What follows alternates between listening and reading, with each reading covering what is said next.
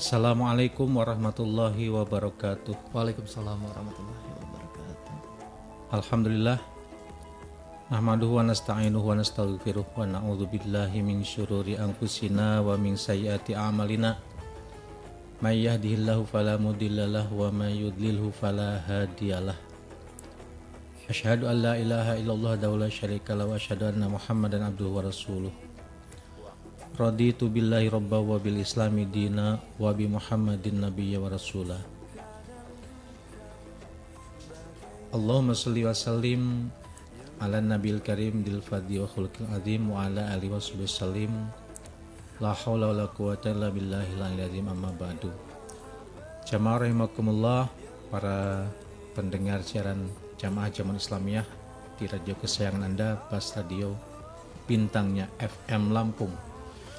Sore kali ini kita patut bersyukur kepada Allah Subhanahu wa taala karena kita masih diberikan nikmat iman, Islam, sehat walafiat, sehingga kita masih bisa melakukan segala aktivitas dengan karunia-Nya, dan kita tambah-tambah bersyukur kepada Allah Subhanahu wa taala dengan melaksanakan ibadah, melaksanakan ketakwaan, melaksanakan perintah dan menjauhi larangannya. Salawat dan salam semoga dilimpahkan kepada Nabi besar Muhammad SAW, juga para keluarganya, para sahabatnya, umatnya hingga akhir zaman. Kaum muslimin dan muslimat rahimakumullah, izinkan pada sore hari ini saya akan menyampaikan masalah akikoh. Akikoh, bahasa Arabnya akikoh, bahasa daerahnya mungkin berbeda-beda. Kalau di tempat kami akekah, ada lagi yang bilang kekoh. Ya intinya itulah, punya akikoh gitu. Jadi pengertian akikoh ini ada dua. Yang pertama pengertian menurut bahasa. Dan yang kedua pengertian menurut istilah. Kalau yang dikatakan akikoh sekedar menurut bahasa, itu adalah ismun li sya'ri ala ra'sil maulud, nama untuk rambut yang ada pada kepala seorang anak bayi. Jadi ketika bayi dilahirkan tentu ada rambutnya. Rambutnya itu disebut dengan akikoh. Ini baru menurut bahasa loh. Jadi kalau bahasa kitanya apa? Oh ini rambutnya, berarti oh ini akikohnya gitu. Karena rambut bayi disebut dengan akikoh menurut bahasa. Tapi yang dia maksud dengan akikoh dalam pengerjaan ibadah yang sering kita pada umumnya, yaitu memotong hewan akikoh. Apakah yang disebut dengan akikoh menurut istilah ya, yaitu adzabihatu anil mauludi yauma sabi'ihi ay yauma sabi'i wiladatihi. Jadi akikoh menurut istilah itu adalah memotong seekor hewan ya, memotong hewan baik seekor maupun 2 ekor atau beberapa ekor, memotong hewan akikoh yang maksudnya adalah mengakikohi anil mauludi, dari seorang anak yang baru dilahirkan. Kapan waktunya? Yaitu yauma sabi'ihi, pada hari ke-7. Ay yauma sabi'i wiladatihi, maksudnya adalah hari ke-7 dari kelahirannya. Nah, jadi akikoh atau pemotongan hewan tersebut dilakukan seyogianya, yaitu pada hari ke-7 dari kelahiran seorang anak bayi. Walau mata al mauludu qabla sabi'i, walaupun seandainya ada terjadi bayi yang dilahirkan itu belum nyampe umur 7 hari, tapi misalkan meninggal. Kan mungkin ada ya bayi itu baru keluar sudah meninggal, atau umur sehari 2 hari kemudian meninggal. Nah, artinya tidak panjang umur. Nah, jadi walaupun bayinya itu meninggal di bawah umur 7 hari, maka akikohnya itu sunnahnya adalah dilaksanakan pada hari ke-7. Terus bagaimana jika pada hari ke-7 ternyata tidak ada yang dipotong? Karena mungkin kaitannya dengan dana, ya, dengan dana atau dengan apalah gitu yang sehingga pada hari ke-7 itu belum bisa dilaksanakan akikoh. Itu bagaimana? Wala tafutu bitakhiri ba'dahu. Boleh-boleh saja, ya, boleh-boleh saja pelaksanaan akikoh setelah hari ke-7, misalkan hari ke-8, 9, 10, atau di hari belasan, atau di hari likuran, atau di hari sebulan, 2 bulan, 3 bulan, sampai kapan? Nah, sampai dengan fa'in tu'ukhirat lil bulugi saqata hukmuha fi haqqil aqi. Seandainya akikoh itu tidak bisa dilaksanakan pada hari ke-7, maka di hari keberapa saja sehingga haknya seorang tua atau orang tua untuk mengakikohi anaknya tersebut berhingga sampai dengan baliknya anak. Nah, jadi kalau anak itu memang belum balik, maka itu adalah haknya orang tua untuk mengakikohi. Nah, seandainya ternyata anaknya itu keburu balik, maka sakoto hukmuha fi haqqil aqi, maka gugurlah haknya orang tua untuk mengakikohi anaknya. Jadi bagaimana? Maka itu adalah menjadi haknya anak untuk mengakikohi dirinya sendiri setelah dia balik. Mungkin ada yang belum jelas, balik itu umur berapa atau kapan? Tergantung. Seandainya baliknya itu adalah karena umur, maka batasannya adalah umur 15 tahun. Laki-laki maupun perempuan, manakala belum pernah haid bagi perempuan dan belum pernah mimpi basah, baik laki-laki maupun perempuan, atau belum keluar mani, ya, maka umur 15 tahun itu menjadi cirinya balik. Namun apabila ternyata seorang anak laki-laki belum umur 15 tahun, mungkin baru umur 10 tahun, mungkin baru umur 9 tahun, kok sudah mimpi basah umpama, maka patokannya bukan umur lagi, tapi mimpinya itu. Kemudian keluar mani, begitu juga dengan keluar mani, baik laki-laki maupun perempuan. Nah, begitu juga dengan seorang anak perempuan yang apabila dia dalam usia berapapun, tentunya usia yang wajar ya, walaupun belum umur 15 tahun tapi sudah haid, misalkan umur 9 atau umur 10, 11, maka disitulah balik. Nah, jadi haknya orang tua untuk mengakikohi anaknya itu sampai dengan usia balik yang saya sebutkan ciri-cirinya tadi. Manakala sudah sampai balik tapi ternyata sama orang tua belum diakikohi, maka selanjutnya adalah hak yang mengakikohi adalah anaknya sendiri. Kapan? Ya kapan saja dia mampu. Walaupun sudah tua akikoh, monggo. Nah, jamaah rahimakumullah. Kemudian berapa ekorkah akikoh yang harus dipotong untuk anak tersebut? Wa yudbahu anil gulami syatani. Untuk anak laki-laki, afdolnya akikohnya itu adalah dengan memotong 2 ekor kambing, baik kambing jantan maupun kambing betina. Kalau nemunya kambing jantan ya bagus, apalagi gemuk lebih bagus. Ternyata kesana kemari tidak nemu kambing jantan, nemunya kambing betina. Yang penting dagingnya bagus. Nah, yang penting dagingnya bagus dan terutama umurnya. harus sudah sempurna 2 tahun lebih. Artinya jangan sampai umur 2 tahun kurang gitu. Nah, laki-laki 2 ekor kambing. Terus bagaimana kalau misalkan orang tuanya itu belum mampu kalau membeli 2 ekor kambing atau baru punya 1 ekor kambing? Ya potong saja yang 1 kambing itu. Dipotong. Nanti kalau punya rezeki lagi ya potong lagi.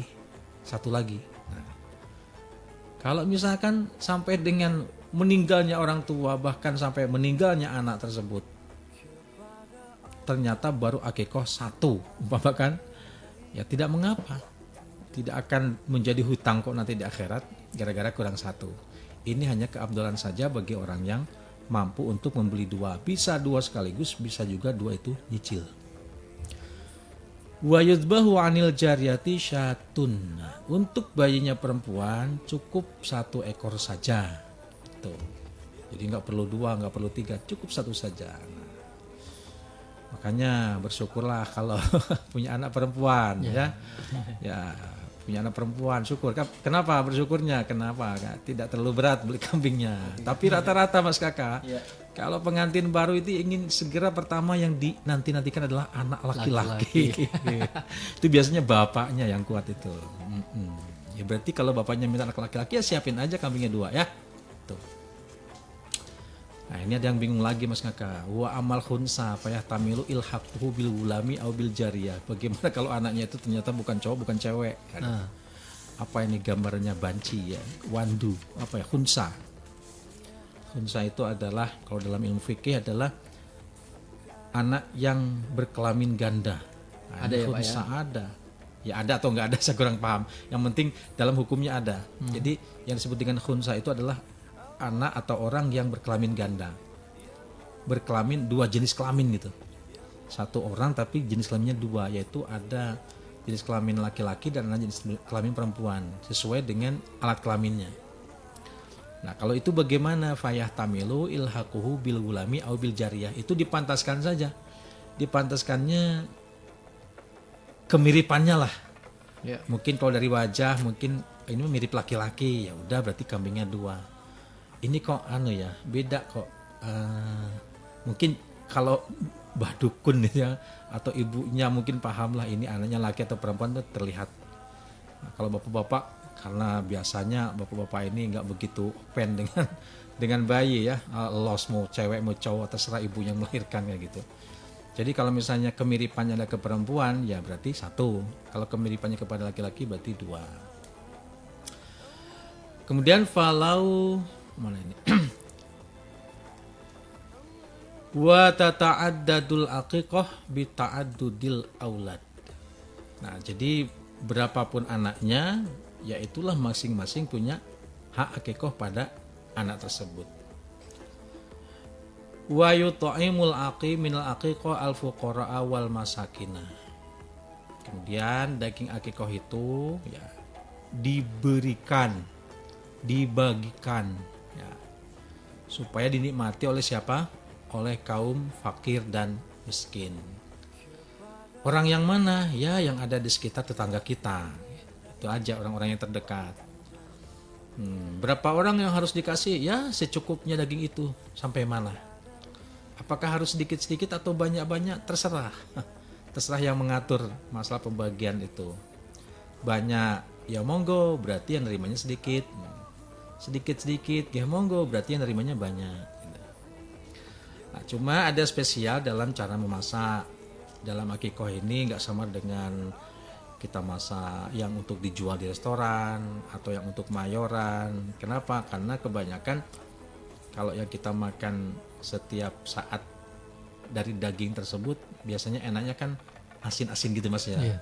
Nah kalau yang akikoh fayat bahuha bihuluwin, dimasaknya itu harus rada manis-manis gitu. Yeah. Rada manis-manis. Apa tafaulnya? Tafaulnya supaya hikmahnya gitu kan. Kalau masalah ditanya, emang apa hubungannya makanan dengan rasa, dengan keadaan? Itu kita nggak tahu ya. Tapi hakikatnya adalah tafaul. Tafaul itu artinya kita ini memirip-miripkan, mengkiaskan bahwa kalau makanannya itu manis, ya siapa tahu anaknya jadi anak yang manis kan gitu. Tapi nggak masalah, memang seperti itu ajaran Rasulullah SAW. Nah, kemudian yang bagus lagi apa akikoh itu? Wala yattakhidhuha da'watan. Yang bagus itu kalau mau ngasih daging akikoh jangan ngundang orang. Jadi jangan ngundang orang tiap rumah ketok pintu, nanti disuruh berangkat tempatnya Mas Kakak Aditya pada maghrib, ya satu RT semuanya kumpul. Nah yang bagus nggak kayak gitu. Kalau mau ngasih daging akikoh, yang bagus adalah dianterin ke rumahnya masing-masing. Kenapa? Karena tujuan akikoh ini adalah membahagiakan tetangga, membahagiakan fakir miskin, membuat orang itu gembira gitu. Nah sekarang bayangin aja Mas Kakak, musim hujan, apalagi hujannya deras, Betul. apalagi sore-sore orang baru aja pulang, apalagi wayah-wayah gini loh undangannya loh, wayah gini loh. Orang baru pulang kerja capek, ada yang belum mandi, ada yang belum sholat umpama kan. Terus dapat undangan mendadak, aduh kayaknya gimana gitu. Berangkat sih berangkat, tapi kayaknya aduh nggak enak kalau nggak berangkat. Ternyata nyampe sana cuma dikasih sedikit, tambah gerundel lagi. Tapi kalau tok-tok assalamualaikum, waalaikumsalam. Oh bapak pulang kerja ya? Iya. Capek jelas nih, belum mandi. Ya udah, ini sebelum mandi nih tak kasih nih daging akikoh. Senangnya bukan main. Jadi tanpa diundang dapat daging gitu. Enak itu. Emang tujuan seperti itu, diantar-antarkan. Jadi walayat takhiduha da'watan itu kalau yang bagus tuh jangan ngundang, tapi diantar-antarkan. Nah, tapi kebanyakan di kita ini Tradisi kita, tradisinya ngundang. Ya itu juga nggak salah sih, nggak salah, cuman Abdulnya yang tadi ya, Abdullah yang tadi. Tuh. Kalau misalkan begini gimana? Habis diantar-anterin ya daging akikohnya. Tapi karena yang punyanya kurang marem kalau nggak dapat doa untuk anaknya. Karena apa? Ada acara tuh nanti malam tuh apa? Cukur rambut, pemberian nama, sekaligus ikrar akikahnya. Ya udah. Jadi sambil ngundang, sambil nganterin daging akikohnya. Gitu. Terus nanti ketika dia datang ke tempat kita, tinggal acara selamatan cukur bayi, kasih kasih nama. Terus kan kasih berkat, ya berkat, buatlah berkat gitu, sedekah. Tapi isinya ya berarti selain daging akikoh, misalkan daging ayam atau daging sapi atau telur atau apa sajalah. Jadi itu yang bagus seperti itu ya. Jadi diantar iya, diundang juga iya. Kalau nggak mampu mengundang, antarkan saja. Nah terus wala yuksaru udmuha. Yang bagusnya lagi dalam perihal mengolah daging tersebut, maka janganlah terlalu banyak memotong-motong tulang belulang. Kalau bisa itu tulang itu panjang-panjang gitu, panjang-panjang ya. Kalau yang dimakan sih dagingnya mas ya, dagingnya. Jadi dagingnya ambilin bersih semua, dagingnya ambil, tulangnya nggak dimasak nggak masalah. Nah tapi kalau misalnya sekiranya itu daging itu susah untuk diambil dari tulangnya, ya tulang dimasak, ikut dimasak. Tapi ingat, yang bagus loh, yang afdol itu jangan dipotong-potong, jangan diremuk-remuk lah maksudnya. Nah, kenapa? Itu juga tafaul juga ya, tabaruk juga. Jadi di sini bahasanya mengambil masalah keselamatan daripada anggota tubuh. Kenapa? Supaya misalkan tulang-tulang kita ini nggak gampang linu-linu, nggak mudah terkena penyakit tulang semacam apalah, rematik, asam urat atau apalah gitu. Nah itu ngambilnya ke situ. Hikmahnya. Nah, jadi kalau misalnya kok kita ini kok gampang pegel linu, gampang cenut-cenut apa gitu, ya mungkin saja bisa terjadi itu adalah dari kesalahan daripada mengolah tulang-tulang daripada akikoh. Begitu Pak ya. Nah, terus yang selanjutnya sesungguhnya dalam akikoh ini harus selamat atau tidak boleh cacat pada hewannya. Baik cacat itu karena kurang daging ataupun cacat itu karena memang cacat fisik ya. Seperti kakinya pincang, telinganya cuma sebelah, ekornya terpotong, matanya juga tidak normal.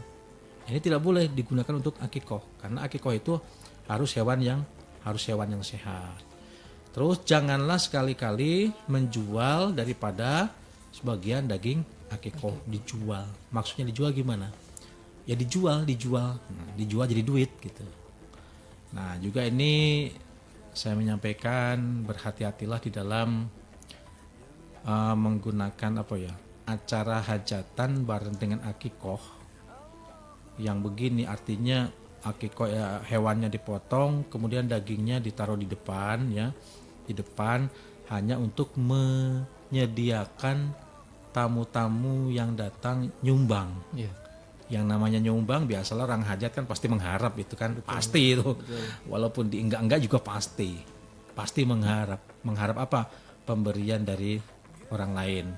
Nah sehingga yang makan daging itu hanya orang-orang yang memberi saja, yang menikmati. Sedangkan orang yang tidak datang, padahal tetangga kita ya, tidak menikmati. Nah ini kurang bagus ya. Kalau Musa bilang nggak boleh gitulah. Nah, tapi kalau misalnya boleh sih orang akikohan bareng dengan hajat boleh, tapi sekiranya itu tidak menjadikan seperti jual beli, ya, tukar menukar dengan uang, maka yang bagus adalah akikoh itu dimakanlah bersama orang-orang yang di belakang, orang-orang yang bantu kita kerja masak, bantu kerja apalah namanya orang hajat kan dibantu kan. Betul. Tenaga dimakanlah bersama orang-orang itu. Selain tetangga kanan kiri juga dapat. Nah terus yang untuk di depan ya daging yang lain lagi, daging yang bukan akikoh. Nah ini bagus seperti itu. Nah kemudian terakhir wa yusanu ayu adzana fi udunil mauludil yumna hina yuladu. Jangan lupa ketika ibu-ibu melahirkan seorang anak baik laki-laki maupun perempuan, diadani telinga kanannya, kemudian dikomati telinga kirinya. Maksudnya apa? Supaya memperkenalkan di saat bayi tersebut terlahir diperkenalkan nama Allah yang Maha Agung, yaitu kalimat takbir dan 2 kalimat syahadat dalam adzan.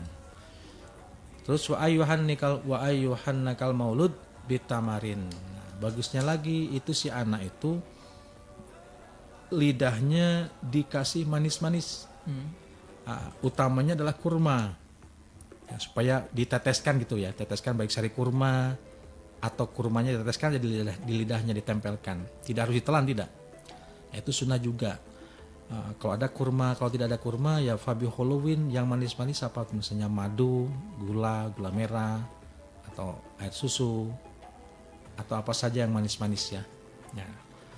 Nah, kemudian yang terakhir lagi wa ayyusamma yauma sabi'i wiladatihi, berilah nama pada hari ke-7, bagusnya hari ke-7. Wa yajuzu tasmiyatuhu qabla sabi'i, seandainya misalkan adatnya kesukuan itu adalah contoh pasaran ya, baru 5 hari dikasih nama, bagaimana itu boleh nggak? Boleh, tapi yang bagusnya hari ke-7. Wa ba'dahu, kalau misalkan di hari ke-7 belum sempat dikasih nama karena nunggu bapaknya, bahkan bapaknya datang di hari ke-9 ya nggak masalah juga. Walau matal maulud qabla sabi'i sunnah tasmiyatuhu. Bagaimana dengan bayi yang lahir belum nyampe umur 7 hari kok meninggal? Nah, maka sunnah diberikan nama. Jadi walaupun bayi tersebut meninggal tapi sunnahnya dikasih nama. Demikian untuk pembukaan kita pada sore hari ini sekitar akikoh dan juga pemberian nama seorang anak yang baru lahir. Terima kasih. Oke, baik kerabat dimanapun Anda sore kali ini, demikian pembahasan kita tentang akikoh. Dan yang pasti silakan bagi Anda yang bergabung bersama dengan kami, Anda ingin bertanya berkaitan tentang akikoh, ada mungkin yang merasa masih mengganjal di hati Anda tentang akikoh atau bahkan mungkin yang belum afdol, Anda bisa bertanya langsung di 0822 8003 8004. Ini bisa telepon atau bahkan mungkin bisa telepon pulsa, WhatsApp juga coba kami terima untuk bisa ikutan gabung bersama dengan program Jamaah Sore Jamuan Islamiyah Sore untuk sore yang luar biasa kali ini. Itu. Nah, kerabat, silakan untuk Anda semua yang ingin bertanya dan juga bergabung bersama dengan kami nantikan kebersamaan Anda di 082280038004. Baik, Pak Ustadz, kalau berbicara tentang akikoh begitu Pak Ustadz ya, apakah kan yang diakikohi misalnya masih bayi tuh Pak Ustadz, apakah ada niat-niat tersendiri yang memang harus dibacakan ketika berakikoh itu dibacakan ketika penyembelihan atau bahkan mungkin ketika kalau di tradisi daerah kita pada waktu gendurennya begitu atau bagaimana Pak Ustadz? Ya. Memotong hewan akikoh itu sama sih sebenarnya dengan cara memotong hewan-hewan biasa ketika kita buat konsumsi. Cuman ada perbedaan dalam memotongnya, niatnya, yaitu nawaitu an azbaha hadhil akikoh li fulan bin fulan. Jadi niat saya memotong hewan akikoh ini untuk anak yang bernama Bobby bin Ramdhani misalkan. Betul, nah, itu niatnya. Kemudian setelah itu baca syahadat, sholawat, lalu bismillahi Allahu Akbar, ditambah dengan doa Allahumma inna hadhihi minka wa ilaika fataqabbal aqiqata fulan bin fulan. Ya Allah, sesungguhnya hewan ini adalah darimu dan kami lakukan penyembelihan ini karenamu untuk mengakikohi si fulan bin fulan. Setelah itu kemudian potong. Nah, nanti pada saat acara selamatannya, kalau itu memang tradisi, sebutkan nama atau ikrarkan nama di hadapan orang banyak, nama anak tersebut pada hari ke-7. Kemudian sekaligus saja mohon ikut membantu guntingan rambut. Sebenarnya yang namanya menggunting rambut itu siapa saja bisa. Wong cuman rambut dipotong gitu aja kan.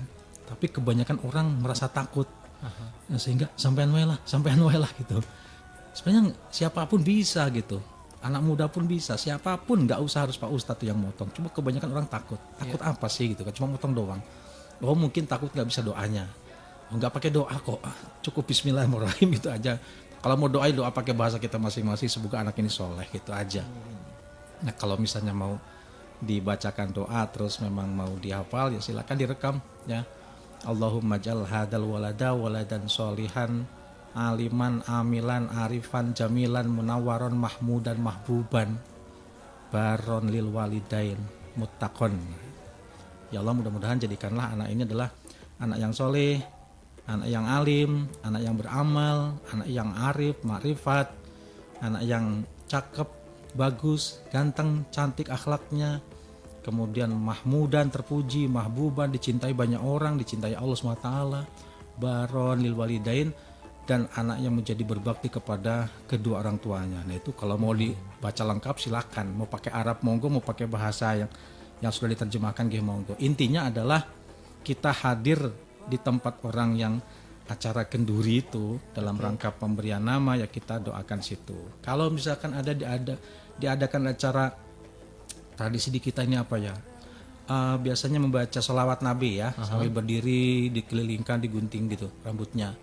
Ya itu bagus juga, sunnah ya. Bahkan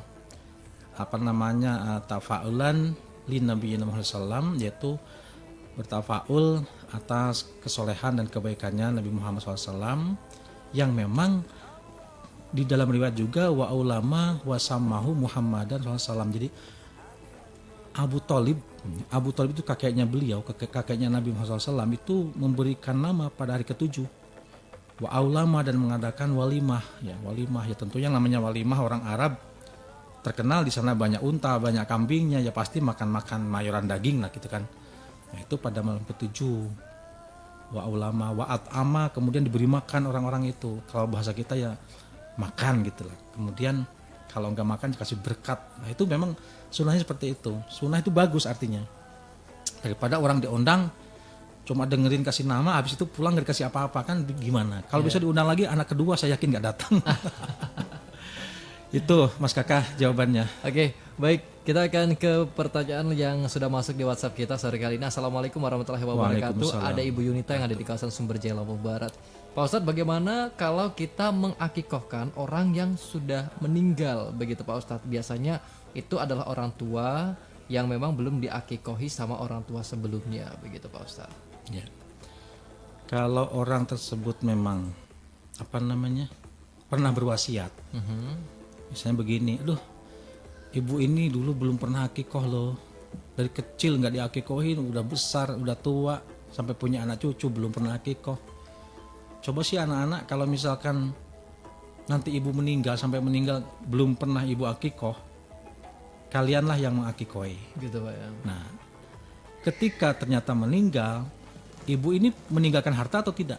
Kalau ibu ini meninggalkan harta berarti laksanakan sebagian dari hartanya sebagai wasiat. Oke. Wasiat artinya amanat untuk mengeluarkan sebagian harta dari tirkahnya, dari peninggalannya itu untuk akikoh. Untuk akikoh kalau memang dia wasiat. Kalau nggak wasiat ya nggak apa-apa. Nah kemudian untuk bayar utangnya, kalau misalnya dia pernah punya kewajiban haji karena mampu ya untuk dibadalkan hajinya. Nah, apalagi, nah setelah itu baru sisa hartanya dibagi-bagi waris. Jadi sebelum bagi-bagi waris ibu ini punya wasiat tidak? Wasiatnya minta akikoh ya diakikohin dari hartanya ibu. Kalau enggak ya anak-anaknya urunan lah untuk kebaikan orang tua juga. Toh kalau misalnya dianggap nggak bisa, tetap yang namanya kebaikan itu jadi sedekah. Nggak ada sia-sianya dari kebaikan anak terhadap orang tua. Demikian.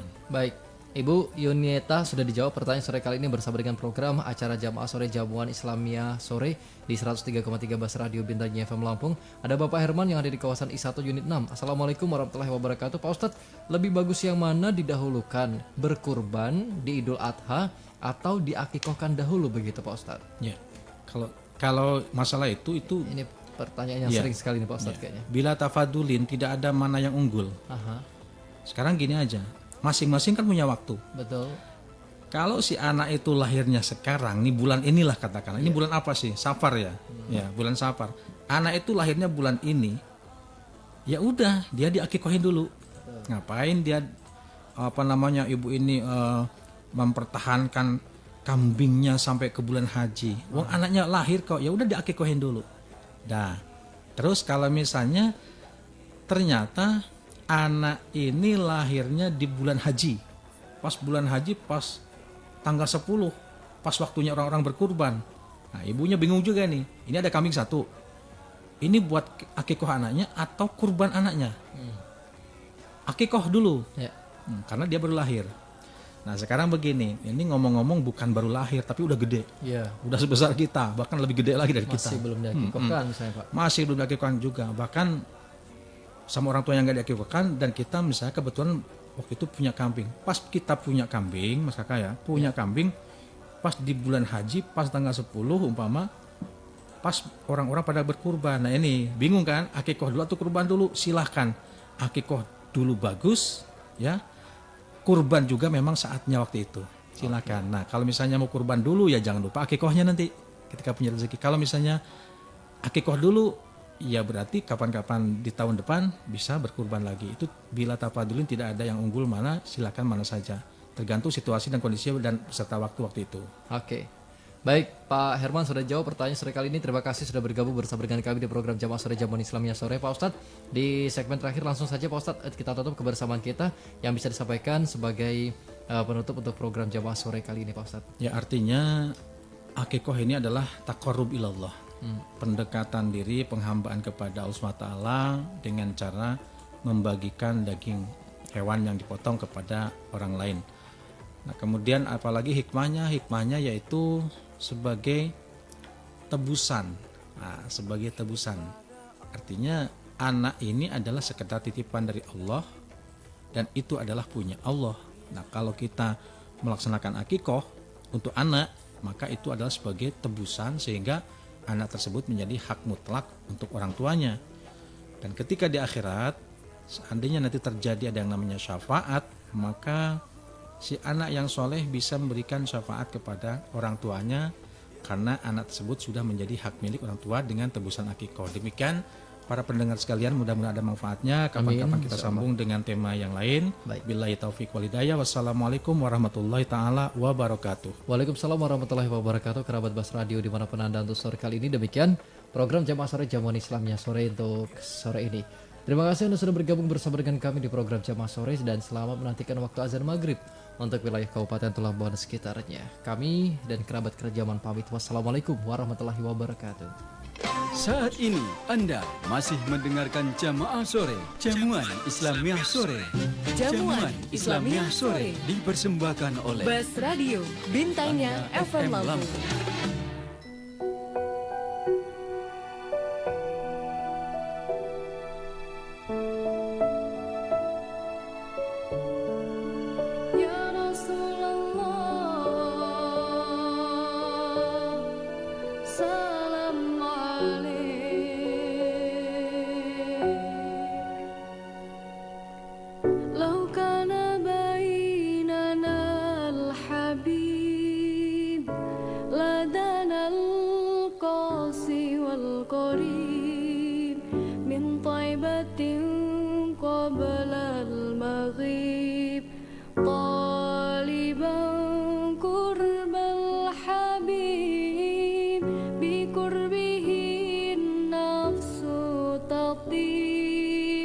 وتدعو